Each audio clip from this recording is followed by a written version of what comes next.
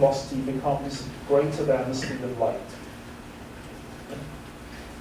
If you make the mass, if you took the Earth and you made the mass of the Earth very, very, very large, then the escape speed would go up, and eventually you could imagine the escape speed would be larger than the speed of light. Or you could take the Earth with the same mass and you could make the Earth smaller and smaller until eventually you came up with the escape speed. Now, if you kept the Earth the same mass, you would have to make it, the numbers, you'd have to make it about a centimeter or two in size. So you'd have to take the whole mass of the Earth and make it this big. But then the escape speed would be the speed of light. And if you make the Earth smaller, the escape speed will be higher than the speed of light. So both of these people had this same idea. They thought, well, maybe some of nature's most massive objects are completely dark because of this. So a long time ago, they had the idea of something like a black hole.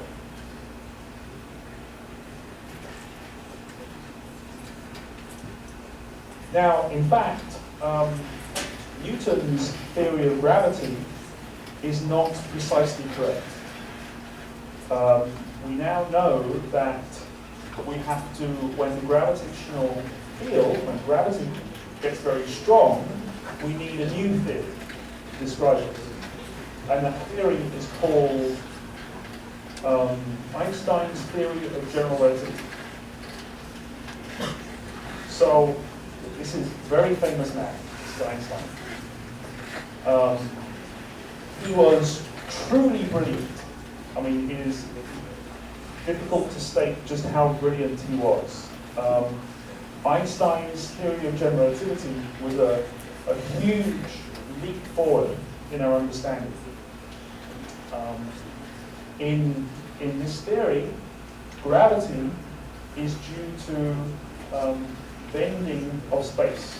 He imagined that space is like a rubber sheet, and when there was mass present, the rubber sheet would bend. It would curve. And that gravity was due to this curvature of the space. It is quite a complicated theory, and but it's fascinating. It's a fascinating theory. It's really interesting. So if you go to university and study physics, you will have a lot of fun learning about this theory. Truly, you will have a lot of fun. It is a fascinating theory. So we need to use this theory to really describe black holes.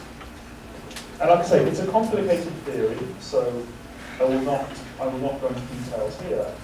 But in this theory, it is possible. What happens now is if you make the Earth smaller and smaller and smaller, it curves the space more strongly, and eventually you can break space. You can curve it so strongly it tears, essentially. And that is a black hole in this theory. Now the basic idea is the same, that you made an object which is so strong that nothing can escape from it, not even light. Okay?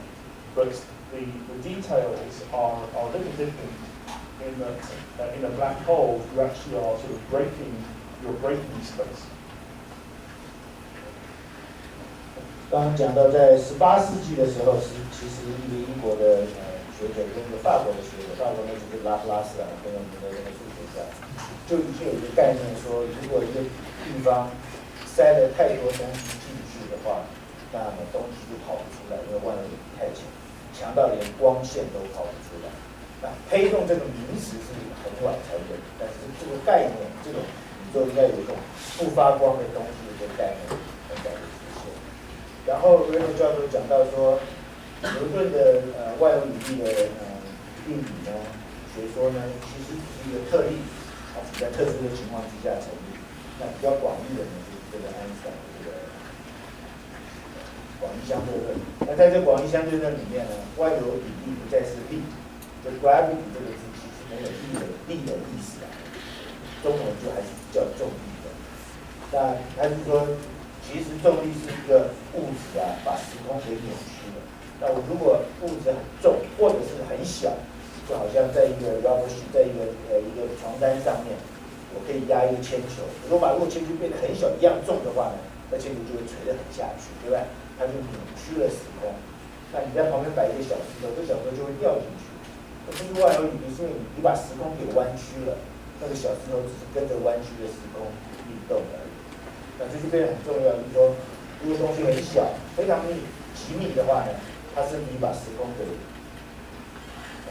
就把它给拉碎掉，把它给破坏掉，让时空扭曲了，成为黑洞。所以黑洞还是用这种方式来解释。那当然，广义相对论是一个很复杂的学说，非常数学，这边不会讲，但它的很多现象这样。Thank you. Okay, so black holes, in using this theory of general relativity, black holes are extremely simple objects. This is a perfect representation of a black hole. It's a good picture of a black hole. And there's two things to point out. So at the very center of the black hole is the place where we have torn space. We have broken space at the very center. We call this has a name. This is called space-time singularity. It's just a name that we give to it. Now, at this point here, I say that we tore space. So what really goes on here, we actually do not know. We need some new law of physics that we do not yet understand to describe what really happens here. There's a very, very complicated theory called string theory, that some of you may have heard of, and that's one idea for what happens here is given by string theory. So that's the very center. However, this space-time singularity is surrounded there's a spherical, it's surrounded in a spherical sense by an event horizon. The event horizon is the point of no return. So the event horizon is the place where the escape velocity is the speed of light. So if you are outside the event horizon, you can escape from the black hole by traveling sufficiently fast. So if you are in a rocket ship and you are outside the event horizon, you can leave. If you are inside the event horizon, it is different. If you are inside the event horizon, you are trapped. You cannot escape. In fact, you will be dragged into the space-time singularity. It would be very bad. So this event horizon, we cannot see anything inside it. We cannot see anything from the inside of the horizon. So for astronomers, we do not need to worry about what happens inside, because astronomers can never see inside. So for astronomers, our view of the black hole stops at the event horizon. We can only see up the event horizon, and we do not worry about what happens inside. 这边有一个字就是 singularity，singularity 是数学上的奇异点，就是一个它，假如你把一个绳子拘泥的让它走，它就有一定的曲率。可是如果把它折了一下的话，这就是一个奇异，数学上是一个名词。这个刚刚讲的用刚刚那个床单的例子，我如果中间让它到无限下去，把整个床单都弄坏掉了。那我旁边有那个刚刚讲那个弹珠在跑，弹珠如果跑很快的话，它可以维持在它这个轨道上，不会掉进去，对吧？跑很快的话，那我如果越靠得越近，我要跑得越快。那刚刚讲的黑洞就是说我那个东西啊，跑得跟光一样快，在这个里面呢，连光都跑不出来。到了某一个地方呢，正好是光，它的逃脱速度是光。在外面，只要假如是光的话，光就可以跑得出来。就那一个半径，就现在讲的这个黑色的这个东西，它的那个半径所构成的一个球面，那个球面就叫做 event horizon。event 就是事件，事件的 horizon 就是说在那里面发生任何事情，就像个地平线一样，叫事件地平线。事件地平线以内的发生什么事情，我们都不知道，因为连光都跑不出来，没有讯息可以跑得出来，所以才有这么一个很炫的一个名词。它叫 point of no return， 就任何一个太空船，任何一个东西经过了那个面以后，我们就回不来了。所以他就说太空船掉进去，但是对天文学家来讲，物理学家你可以研究里面的，像不要刚刚讲到弦理论、string theory，就在想办法解释一些内部发生的事情。但对于一个天文学家来讲，我们要研究的东西，一定是要看它能够发出讯号。就暂时先不管里面的事情，我们先看看外面会发生什么。Okay, so that is the basic idea of what a black hole is. Now, nature seems to actually make at least two classes of black holes. So, the first one that nature makes we call stellar mass black holes. It describes how much mass the black hole has. And this is exactly as was described by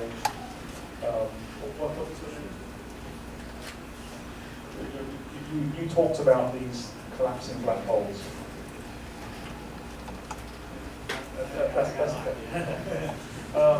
So these black holes here result from the collapse of a star. When a star gets very old, when a massive star gets very old, the center part of the star can implode and form the black hole. So these stellar mass black holes are the remains of dead massive stars. And in every galaxy, we'll talk about galaxies in a minute, in every galaxy there are millions of these black holes. There's millions and millions of these black holes. So what are their properties? They typically have a mass between about 3 to 20 times the mass of the sun. So the sun is quite massive. These have a mass between 3 times the mass of the sun to 20 times the mass of the sun. Their size is, they're between about 4 kilometers or 4.5 kilometers to about 60 kilometers in radius. So if you think, they are very, very dense. They're very massive. They have many times the mass of the sun, but they are, the size of Taipei. They are small. They're small objects. So they are very massive and very small. Now the other kind of black hole that nature makes are supermassive black holes. These are extremely large black holes. We do not know where they come from. The formation, the origin of these black holes is still a mystery. It's mysterious. We find these black holes at the very centers of galaxies. I will explain in a minute about this. we find these black holes in the very, very centers of galaxies. And their numbers, their properties are very impressive. They have between 1 million to 10 billion times the mass of the sun. So especially 10 billion times the mass of the sun, that's enormous. It's enormously massive. They have something between 1 billion to 20 billion kilometers as their radius. So they're millions to billions of kilometers.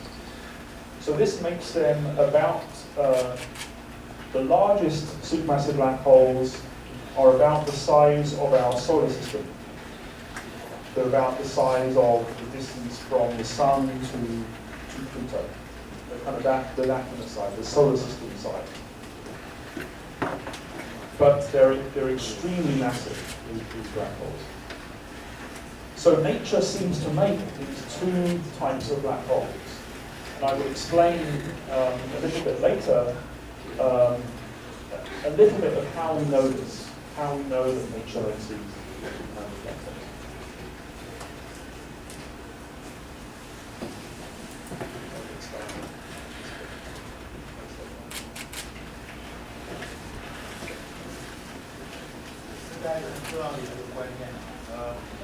如果黑洞是在一个体积里面塞了太多的东西，以至于万有引力很强，强到连光都跑不出来，我讲它很长，这么长。如果是这样定义的话，那黑洞就有个很有意思的性质：越大的黑洞质量越多，它的半径是越大。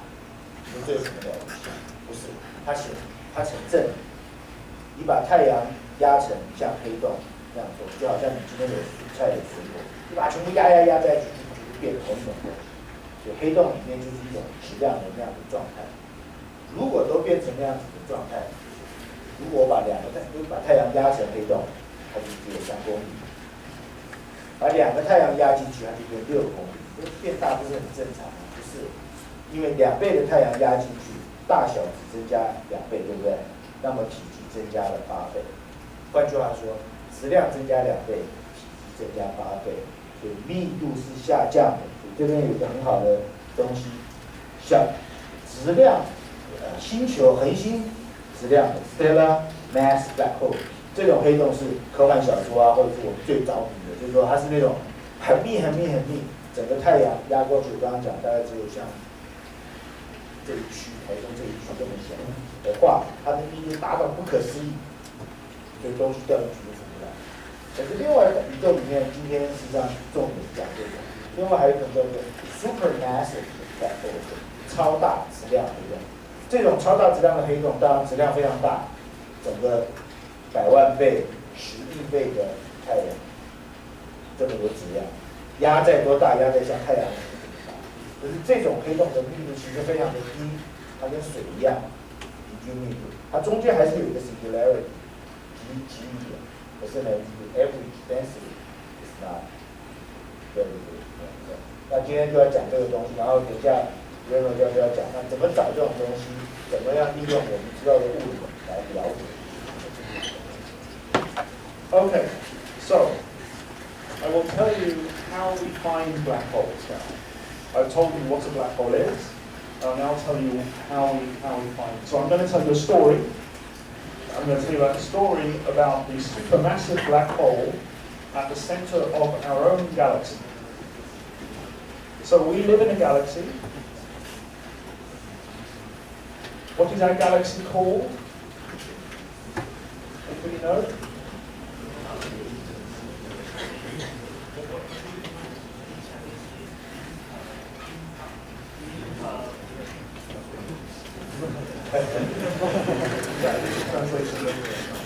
So in English we call it the Milky Way. Milky Way, Milky Way, 牛奶路，牛奶路。So this is an artist's impression. This is not a real picture. This is an artist's impression of our galaxy. Our galaxy is a giant disk, a giant spiraling disk. And there's many stars. So the lights you see here is all stars. And there's many stars in the center of our galaxy. But then as you go further out, there's still a lot of stars. And the stars tend to be concentrated in these, you get these spiral patterns. The sun, the solar system, is not in the center of the galaxy. The solar system is actually about halfway out. We live in the suburbs of the galaxy. So the solar system is 25,000 light years out. So the galaxy is huge. The galaxy is 100,000 light years from side to side. From side to side, the galaxy is 100,000 light years. It will take light 100,000 years to cross that. Our solar system is about halfway out, so it's about 25,000 light years out from the galactic center. Now, can we actually see the Milky Way from here? Can we see it in the sky? Who has seen the Milky Way? Put your hand up if you've seen the Milky Way.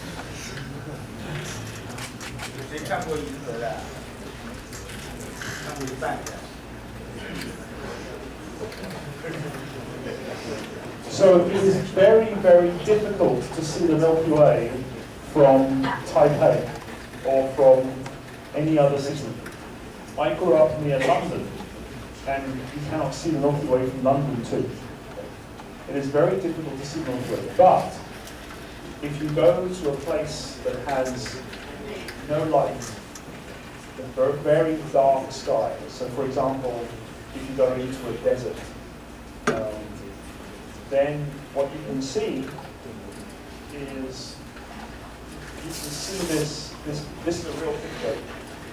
You can see a band of light that stretches across the sky. If you go to a very dark sky, if you go to a desert, it's a beautiful sight. This is amazing light that stretches across the sky. So what we are seeing here is, it's our view of the Milky Way. Now, why does it look like this band? So you have to picture yourself being in this disk and what this disk would look like to us. We are seeing the disk edge on. So we live in the disk, we're looking through it, and so it would look like a band of light across the sky. We wouldn't get this view, we would get the view looking through it. So this is our picture of the Milky Way. Now you can see that this looks a little bit strange because there are dark bands here. You know, inside of the light, there are dark regions. Does anybody know why it looks dark? Why there are dark parts in the Milky Way? 银河系的照片有一些一块一块黑黑的，你们知道那是什么东西？有没有人不知道那是什么东西？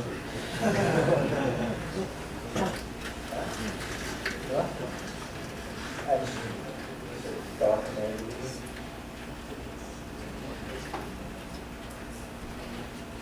就是一些尘埃，对，就是这样，黑暗星。Yeah. So that's right. In the galaxy, there's not only stars, there is also gas, and there is dust, there are little particles, and the gas and the dust can look dark. It does not emit light, it absorbs light. So as we look through the galaxy, we are seeing we see absorption. The light is being blocked. So in fact, with our eyes, we cannot actually see the center of our galaxy. The center of our galaxy is blocked from our view. The center of our galaxy is in English, the constellation is in Sagittarius. I don't know what the equivalent is in Chinese. 我们银河中心在人马座的方向，那因为我们在一个盘状结构里面呢，太阳系在里面，只延伸在此山中，所以我没办法帮自己拍照片。而我们一路看过去，银河中心呢尘埃很多，所以事实上我们眼睛是看不到我们自己的银河中心。So we cannot see the center of our galaxy with our eyes. However, we can be clever about this. And what we can do is we can start looking with other types of light. So this is the electromagnetic spectrum that you have learnt about in physics. Visible light has a particular wavelength of light, but in fact visible light is just one small part of the whole spectrum. You know, if you go from visible light, you have red light here, and then you go into blue light here. So this is the spectrum here. You can see the spectrum laid out there. Goes from red to blue. But then if you keep on going beyond blue, you get to ultraviolet. And if you keep on going, you get to X-ray. So people know that. If you go from the visible, the red light, and you keep making the light redder and redder, you keep on going, you get to infrared. There's the infrared part of the spectrum. Now, infrared light is actually very good at traveling through dust. You can actually look through dust using infrared light. So if we take a picture of the center of our galaxy in infrared light, we might expect it to look different. So just to remind you, this is the picture of our galaxy in visible light, like we can see with our eyes. If we now look at our galaxy in infrared, it looks like this. So this is an infrared picture of the central parts of our galaxy. And you can see that we can almost, there is a little bit of dust. These are very, very dense clouds that we can't see through. But we can actually see the central collection of stars in our galaxy. We can look through our galaxy and see the center of our galaxy. So, what we just 这边大概常常会有一些专门说我跟讲一些超过这边讲，就是这个波动啊是一种震荡的现象，反能量传递叫波动啊。那电场跟磁场都改变的话，就叫电磁波。那在电磁波有各种震荡的能量啊，就刚才那张照片就是不同的波长，或者是频率，或者是能量。